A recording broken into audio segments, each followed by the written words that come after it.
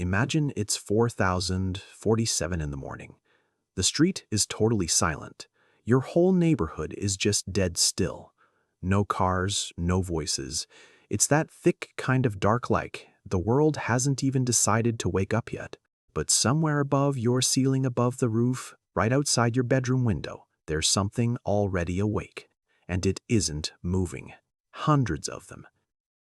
Just perched in the eucalyptus trees along the street, their white wings are folded, those yellow crests are flat, and their eyes are wide open, watching. They aren't making a single sound. Honestly, if you walked outside right now, you'd have no idea they were there. You'd just look up at the black sky and see absolutely nothing, but they'd see you.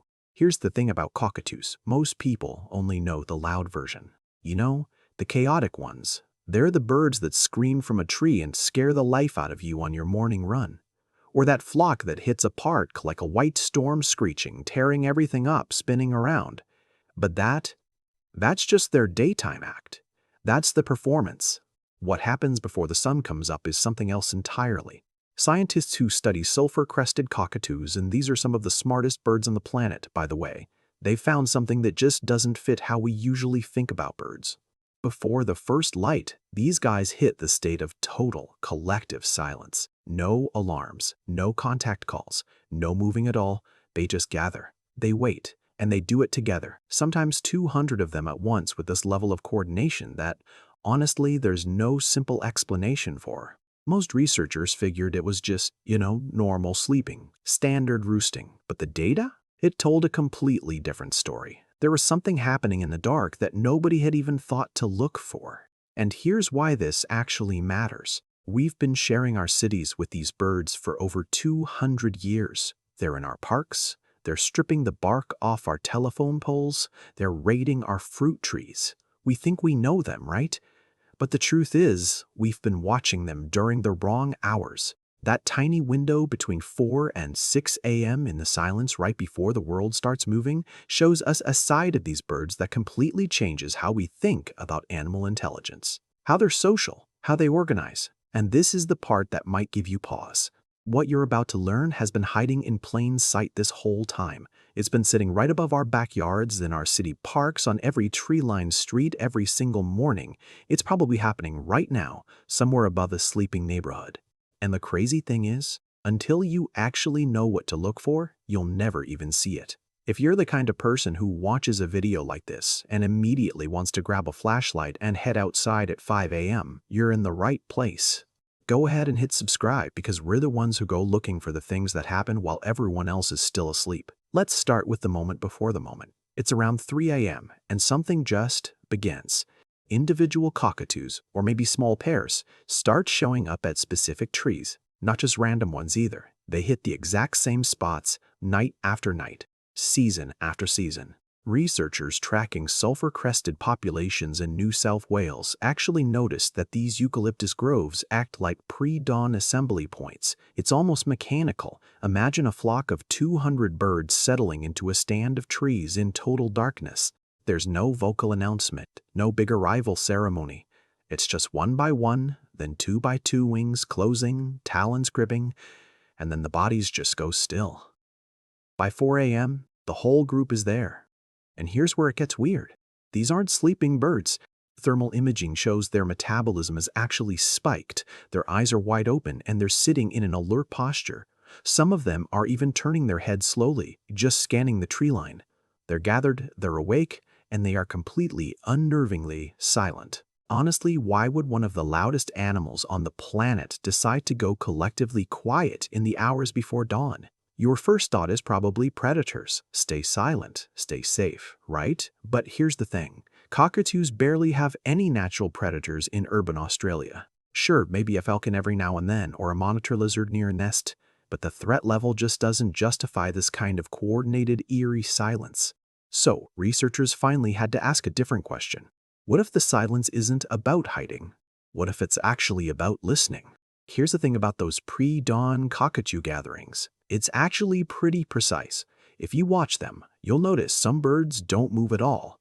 Like for 2, maybe 3 hours. They just sit there, frozen on the outer branches. These are the sentinels. Cockatoo social hierarchies aren't just some vague concept. They're complex and well-documented.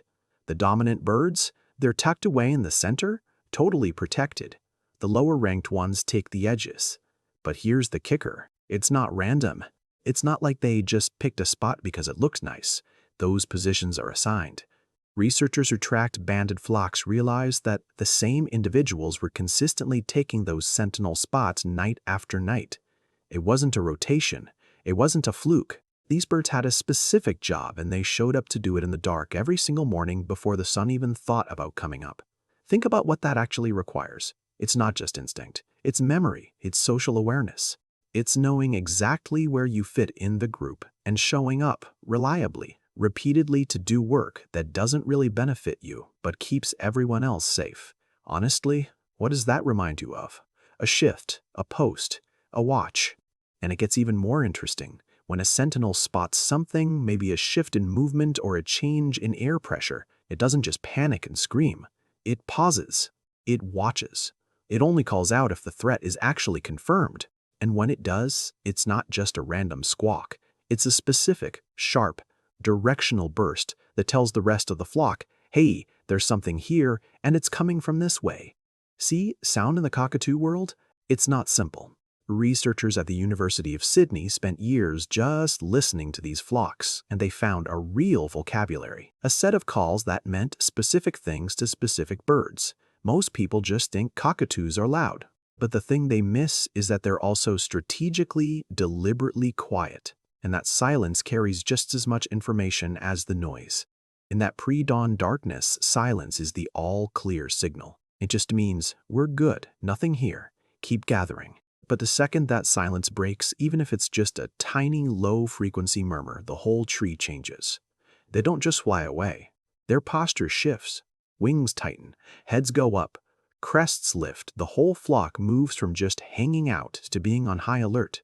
And it happens in less than a second. It's a communication system, and it works best just before dawn, when the air is still and sound travels for miles. They aren't doing this by accident. They're choosing that time on purpose, somewhere between 5:15 and 6 in the morning, depending on the time of year. Everything shifts. The first bird moves, but it's not just anyone. It's the leader, usually an older female. She'll shift, open her wings just a little, and give one short rising call. Then she waits. Then a second bird answers. Then a third. You can actually hear the calls ripple out from the center of the tree to the edges. It's not chaos, it's a ceremony. Some researchers call it a parliament, and honestly, that feels right. Every single bird is making its status known. Every relationship is being reaffirmed. It's like a roll call. And only once the whole flock has checked in, the leader launches. And then the sky just explodes with white wings. There's one last piece of this puzzle, and it's the part that really stopped researchers in their tracks. Information is being traded in the dark. Younger birds, the juveniles, always position themselves right next to the older, more experienced ones. They don't just sit there. They mirror their movements. They watch where the older bird looks and turn their own heads the exact same way. It's observational learning. In the dark. They aren't just sitting there waiting for the sun. They're being taught. They're passing down survival skills, social rules, and local knowledge from one generation to the next. In a world where nothing is written down, this is how you build a civilization. Sulphur-crested cockatoos can live up to 80 years in the wild. 80 years. Think about that. The older birds hanging out in that tree down the street this morning might have been doing the exact same thing since before your parents were even born. They've watched suburbs sprout up around them. They've seen the trees where they grew up get torn down, replaced by houses and concrete. But they just adjusted, found new spots, changed their timing, shifted their territory. And through all of it, they never stopped gathering before the sun came up. They never stopped the silence. Never stopped the sentinels. Never stopped that whole hierarchy ceremony. Every single morning while you're still asleep, their network is running. They're reinforcing their social structure. They're passing down knowledge. And here's the part that really gets me. This isn't just one local flock. Right now, tonight, tomorrow morning, this is happening above hundreds of thousands of homes across Eastern Australia, Sydney, Queensland, maybe even your own backyard. A whole civilization just operating in the dark. Right above your roof. Here's the real reveal. This pre-dawn assembly, it isn't something they started doing because of our cities or our suburbs. Fossil evidence and studies of isolated island groups show this ritual goes way back. It actually predates human history on the Australian continent. These birds were holding these silent, organized, highly structured meetings before a single human ever walked beneath their trees. We didn't create the habitat they live in. They were here first. We just built our world on top of their territory. We filled in the gaps between their assembly trees with roads and power lines and called it our landscape. But every morning at 4047 a.m., while we're out cold, while our phones are charging on the nightstand, while the house is dead quiet, they're up there. We gathered together, holding their meeting, just like they always have. Remember that moment at the start? 4047 in the morning, total silence, a dark sky. Nothing to see. Now you know exactly what's up there. Hundreds of white wings, folded in the dark, eyes wide open, watching, listening. Honestly, it makes you realize we were never the ones who needed to be doing the watching. We were the ones being watched all along. I'm curious, have you ever noticed anything weird about the birds in your neighborhood early in the morning? Maybe a silence that felt a bit off, or a movement you couldn't quite explain. Drop it in the comments. I have a feeling you've seen this before. You just didn't know what you were looking at.